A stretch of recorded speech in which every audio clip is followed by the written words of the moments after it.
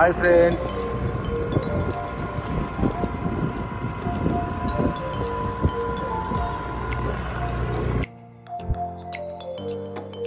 Welcome to రాజు లాక్స్.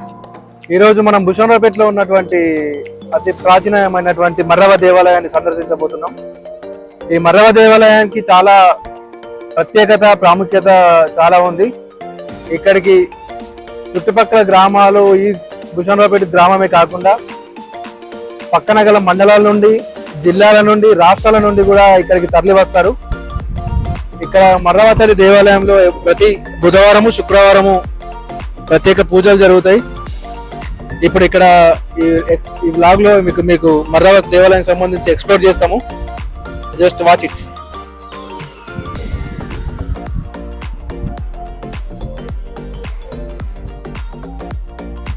ఇక్కడ ఇదే మర్రవ దేవాలయానికి వెళ్ళేటప్పుడు మన కుడివైపున చింతకుంటకి సంబంధించినటువంటి సీతారాముల వారి గుడి కనిపిస్తుంది గుట్టపైన. అక్కడి నూతనంగా హనుమాన్ విగ్రహాన్ని కూడా, ఏకశిల విగ్రహాన్ని కూడా ప్రతిష్ఠించడం జరిగింది వాళ్ళు. ఇక్కడ నుండి చుట్టూ అతిపెద్ద పురాతనమైనటువంటి మర్రి చెట్టు, అతి విశాలమైనటువంటిది. దాదాపు ఒక 4-5 ఎకరాలలో విస్తరించి ఉంది మర్రి చెట్టు. ఈ మర్రి చెట్టుతో పాటు ఇక్కడ ఉన్న దేవాలయానికి చాలా ప్రాముఖ్యత ఉంది. ప్రతి శుక్రవారం రోజు కొన్ని వేల మంది ఇక్కడికి వచ్చి అమ్మవారికి దర్శించుకొని మొక్కులు తీర్చుకుంటారు. ఇక్కడ ప్రతి వారము అన్ని కార్యక్రమాలు, పూజా విధానాలు చేసుకోవడానికి అన్ని విధాలుగా సౌకర్యంగా ఉంటుంది. భక్తులకి ఎలాంటి ఇబ్బందులు ఉండవు. ఇప్పుడు మీకు ఎక్స్ప్లోర్ చేస్తాను, చూడండి. ఇది మర్రవ దేవాలయము. ఇట్లా వెళ్తే చింతకుంట రోడ్డు, భుషణరావుపేట నుంచి చింతకుంట వెళ్ళే మార్గ మధ్యంలో ఉంటుంది. భుషణరావుపేట నుంచి సరిగ్గా 1 కిలోమీటర్ దూరంలో ఈ దేవాలయం ఉంటుంది. ఇటు నుంచి ఈ డాంబర్ రోడ్డు ఇటు వెళ్తుంది. ఇటు నుంచి మనం లెఫ్ట్కి వెళ్తే మనకి మర్రవ దేవాలయం వస్తుంది. ఇది మనకి ఏర్పడితే మనం వెళ్ళేటప్పుడే లెఫ్ట్ సైడ్లో పెద్ద మర్రి చెట్టు ఉంటుంది. ఓకే, ఇక్కడ మంచి వాతావరణం కూడా బాగుంటుంది, గ్రీనరీ ఉంటుంది. పక్కన మామిడి తోటలు, ఆ పక్కన చెరువు అంతా చూడడానికి కూడా బాగుంటుంది.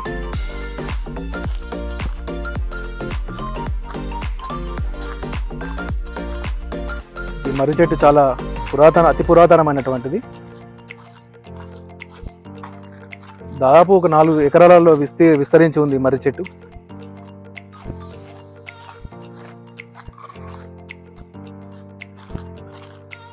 వచ్చిన భక్తులకు ఇక్కడ ఇక్కడ వంట చేసుకొని తినడానికి కోసం ఇక్కడ అన్ని రకాల సదుపాయాలు కూడా ఉన్నాయి.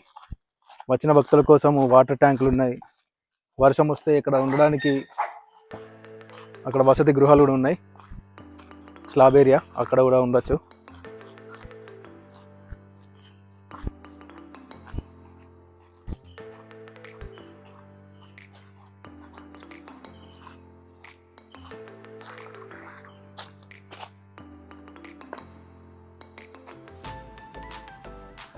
మామూలు టైంలో కూడా ఇక్కడికి వచ్చి సందర్శించవచ్చు. పిల్లల్ని తీసుకొని వచ్చి మామూలుగా బయట విందులు, అంటే ఫ్యామిలీ పార్టీలు చేసుకోవడానికి కూడా బాగానే ఉంటుంది. చిన్నపిల్లల్ని తీసుకొని వస్తే వారికి కూడా మంచి అట్మాస్ఫియర్ బాగుంటుంది. ఎందుకంటే వాళ్ళకి ఎప్పుడు చదువులే కాకుండా ఆటలు ఆడుకోవడానికి కూడా ఇక్కడ బాగుంటుంది.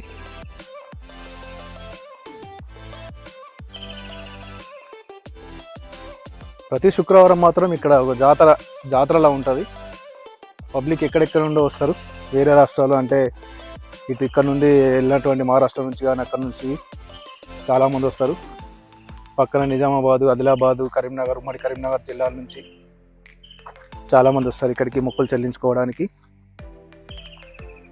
ఇక్కడ వచ్చి ఇక్కడ చెట్ల కిందే వంట చేసుకొని తింటారు.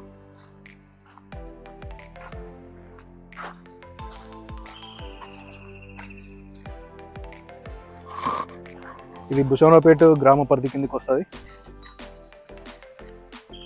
ఇక్కడ చుట్టుపక్కల వ్యవసాయము ఇక్కడ అన్నీ బాగుంటాయి. ఇక్కడ కోతులు, పిల్లలకి కోతులు కూడా చాలా ఉంటాయి.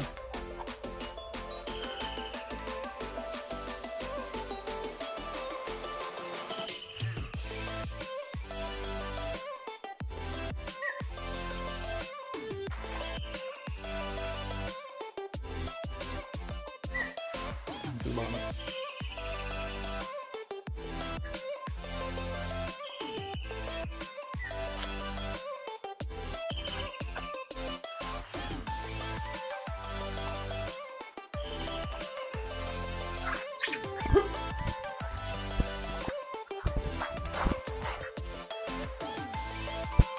ఇక్కడ కోతులు చాలా ఉన్నాయి. మేము వాటిని ఏమైనా చేస్తాం అనుకుని అవి దాడి చేయడానికి సిద్ధంగా ఉన్నాయి. చూడాలి. ఇక్కడ మెయిన్ కోతుల బెడద అయితే ఉంటుంది. ఇప్పుడు మరో దేవాలయం కోదాం. ఇదే దేవాలయము. ఫస్ట్ దేవుని అయితే సందర్శించుకుందాం. దేవుని మొక్కి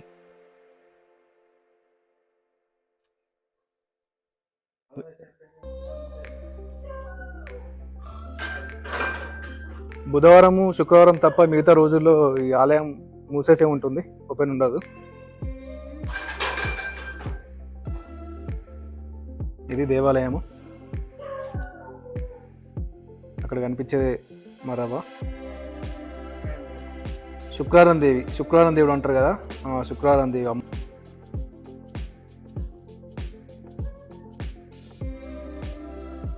ఇది మర్రవ తల్లి అంటే ఏం లేదు, మన మామూలుగా శుక్రవారం దేవి అంటారు కదా, శుక్రవారం దేవి కాళికామాత.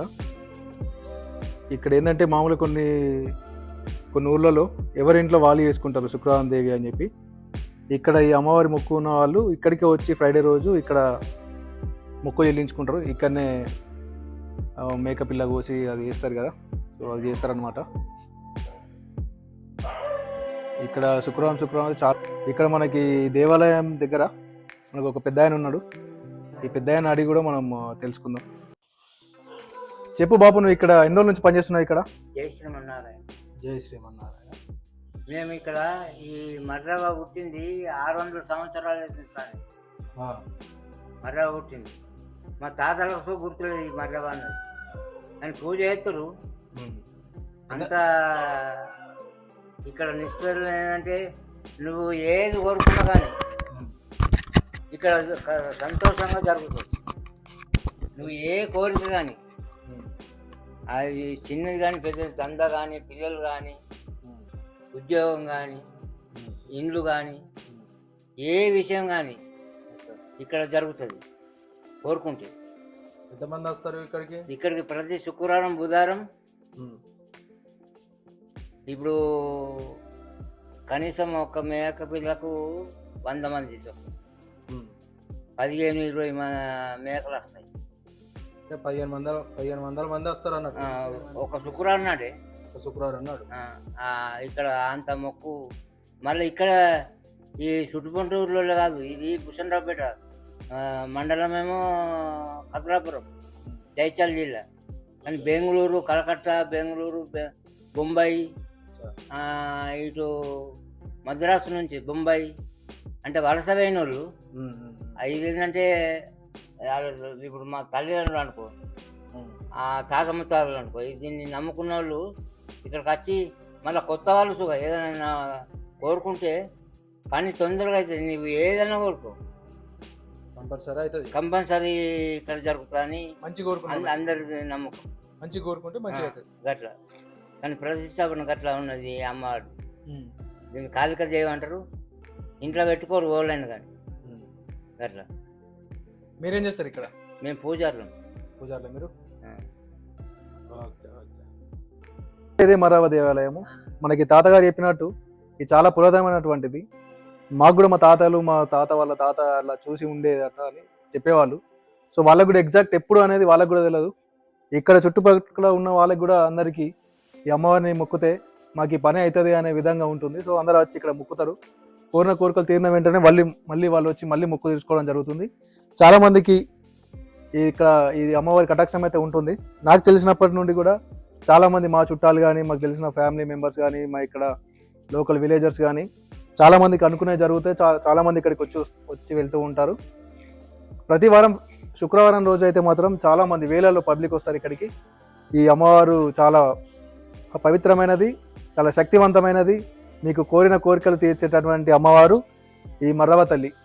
ఇక్కడ మర్రి చెట్టు ఉండడం వల్ల ఇక్కడ మర్రవ దేవాలయం, మర్రవ అని పిలువబడుతుంది. సో దీనికి ఎగ్జాక్ట్ ఏంటి అంటే, దీనికి పురాతనం తెలియదు మనకు దానికి సంబంధించి. కానీ ఇది మాత్రం మనకి కళ్ళ ముందు ఉన్నటువంటి సాక్ష్యం. చాలా పవిత్రమైనటువంటిది, పురాతనమైనటువంటిది. చూస్తే ఇక్కడ చూసినట్టయితే ఈ మర్రి ఊడలు ఉన్నాయి కదా, మర్రి ఊడల కోసమని కుండీలు కట్టి కుండీలలో మట్టి పోసి నింపడం జరిగింది. ఎందుకంటే మర్రికి ఆధారం ఊడలే కదా, ఈ ఊడలే మళ్ళీ ఏర్లుగా మారి ఇవి మళ్ళీ భూమిలోకి వెళ్ళి మళ్ళీ చెట్టు పెద్దగా అవడం ఉంటుంది. సో అందుకోసమని వాళ్ళు చాలా ముందు చూపుతోటి ఇక్కడ కుండీలు కూడా కట్టడం జరిగింది. అందులో మట్టి పోస్తే ఇక్కడ చూడండి, ఈ కుండీలో ఈ ఊడలు వేస్తే కుండీ కూడా వలిపోయింది. అంటే దాని వేర్లు పెద్దగా ఉన్నాయి కదా, అందుకోసమని అట్లా అయినాయి అనమాట.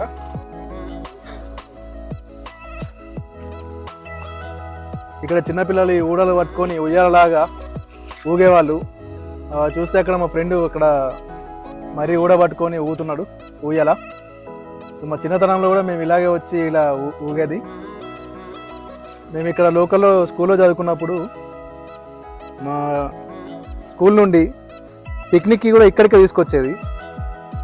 సో మామూలు ఇక్కడ చుట్టుపక్కల ఉన్న విలేజ్ నుండి కూడా ఆ స్కూల్ పిల్లల్ని ఇక్కడికే తీసుకొస్తారు వాళ్ళు కూడా పిక్నిక్కి. ఈ ఈ చెట్లు ఇంకా పెద్దగా ఉండేవి. కొంచెం వర్షాల వల్ల, గాలి దుమారం వల్ల కొంచెం తగ్గినట్టున్నాయి. చాలా బాగుంటుంది ఇక్కడ ఏరియా అయితే. ఇక్కడే భూషణరావుపేటకి సంబంధించి పల్లె ప్రకృతి వనం కూడా దగ్గరనే ఉంది. సో మామూలుగా ఇక్కడికి వచ్చిన వాళ్ళకి విడిది ప్రకృతిని ఆస్వాదించాలనుకుంటే మాత్రం ఇది మంచి స్పాట్, మీరు ఎవరైనా రావచ్చు.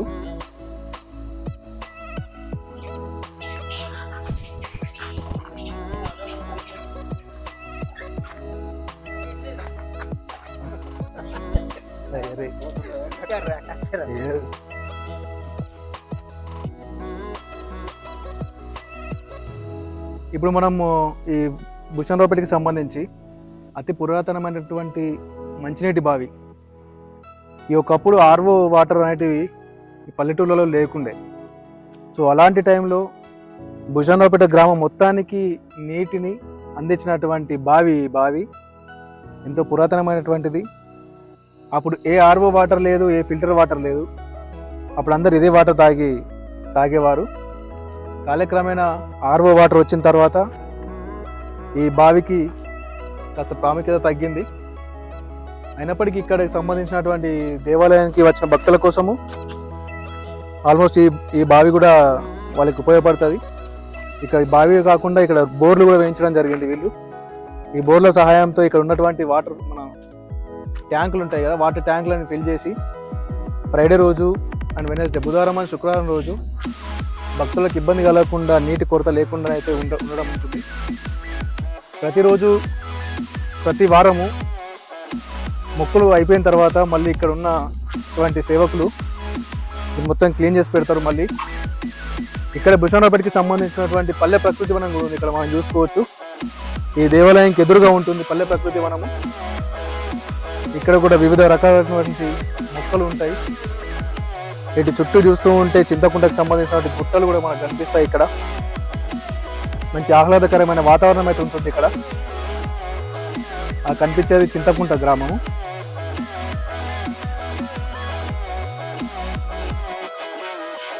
చుట్టూ కొండలు, మామిడి తోటలు, వ్యవసాయము చాలా బాగుంటుంది ఇక్కడ. మీరు కూడా వీలైతే రండి, దర్శించండి, సందర్శించండి. అమ్మవారి మొక్కులు చెల్లించుకోండి. కోరిన కోరికలు తీర్చేటటువంటి అమ్మవారి అయితే ఇక్కడ ఉంది.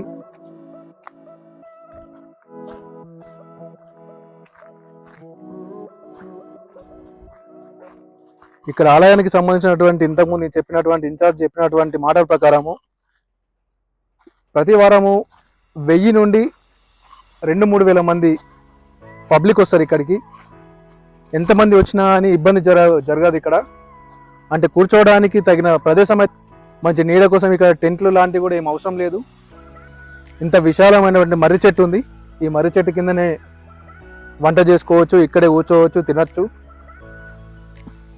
సాయంత్రం అయిన తర్వాత లైటింగ్ ఫెసిలిటీ కూడా ఉంది, వాటర్ ఫెసిలిటీ ఉంది, లైటింగ్ ఫెసిలిటీ ఉంది.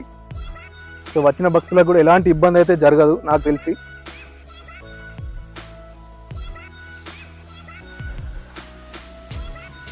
ఈ మర్రి చెట్టు కూడా ప్రాముఖ్యత ఉంది మన ఉమ్మడి కరీంనగర్ జిల్లాలో. నాకు తెలిసి ఇది 2వ స్థానంలో అనుకుంటా, రాష్ట్రంలోనూ లేదా మన జిల్లాలను. కరీంనగర్ జిల్లాలో ఇది 2వ స్థానం. ఇంత పెద్ద మర్రి ఎక్కడ లేదు. ఇక్కడ భక్తులకి కోరిన కోరికలు నెరవేరినాయని చెప్పి చాలామంది భక్తులు దాతలు ఈ వాటర్ ట్యాంకులు కూడా నిర్మించడం జరిగింది. అలాగే దేవాలయానికి సంబంధించిన అధికారులు కూడా నిర్మించడం జరిగింది. భక్తులు ఇక్కడ 2 షెటర్లు కూడా ఉన్నాయి, మామూలుగా అవి దుకాణ సముదాయం కోసం.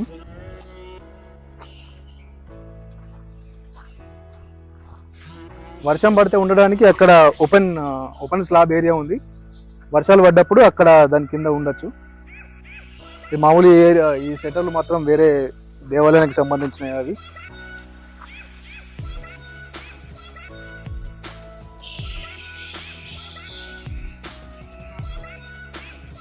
అరే కోతికి చేతి లేదు, ఒంటి చేతు.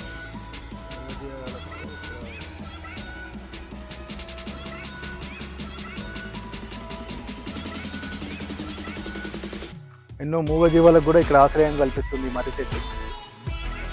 పక్షుల కిలకిల రావాలు, కోతుల కోలాహలం చాలా ఉంటుంది ఇక్కడ.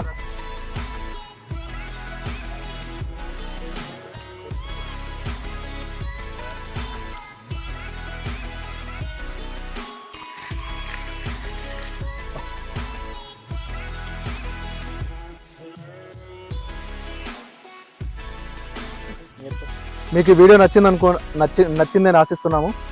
మీకు ఇలాంటి మరెన్నో వీడియోలు చూడాలనుకుంటే రాజు వ్లాగ్స్ని సబ్స్క్రైబ్ చేయండి, లైక్ చేయండి, షేర్ చేయండి. Thank you.